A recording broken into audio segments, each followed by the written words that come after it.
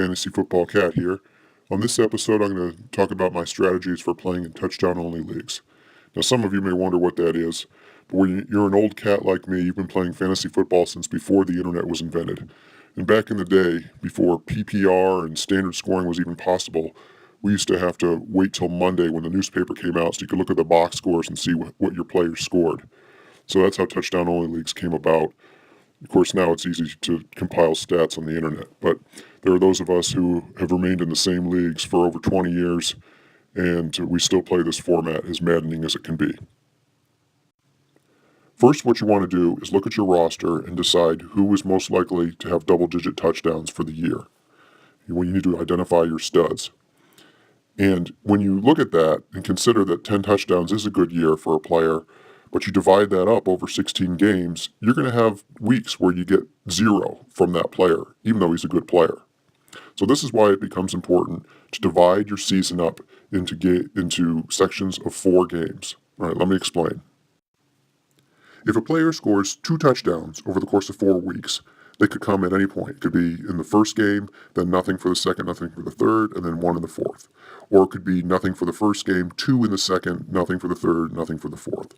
Now, if you try to play matchups, you could wind up sitting your player on that week that he does score, and then the player you play in place of him winds up not scoring either. So you're losing out on all that player's touchdowns for that period of time. So because of this, I like to pick a set of players that I'm going to play for the first 4 weeks. Then after that, I have enough data to determine whether these players are not good, and I can adjust my roster for the next 4 weeks. Then I keep those guys in, then reassess based on where the NFL is at, and then set a new set of players for the last 4 weeks. What this strategy does is give you a better chance of making it into your playoffs.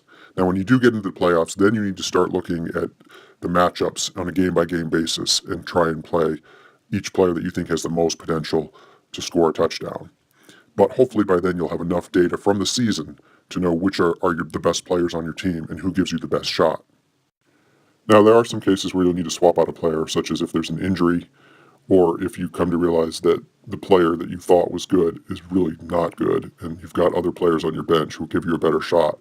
But just be careful not to keep switching it out too much, because like I said, if you guess each week, you can come up wrong, and then you miss out on that steady production that you could get from a player who would get close to 10 touchdowns for the year. The other weird thing about touchdown-only leagues is you can't rely on the ADP rankings when you're drafting your team or when you're doing waiver wire picks. What you want to do is stay away from smaller receivers because they tend to not score as many touchdowns. So go for your guys who are 6'2" or taller. And also, goal line running backs are huge. So for example, someone like a Sean Green, who's not a very talented back and gets drafted towards the end of typical fantasy football drafts, actually should go higher because he's probably a bet to score 6 to 8 touchdowns. Whereas you might have another running back who will get more overall touches but won't approach that because he gets taken out at the goal line. So just something else to consider. And also another reason why you really shouldn't play in a touchdown-only league unless you have been for a long time and it's tradition. I myself prefer PPR in standard leagues, but you can't break with tradition. That's it for now. Bye.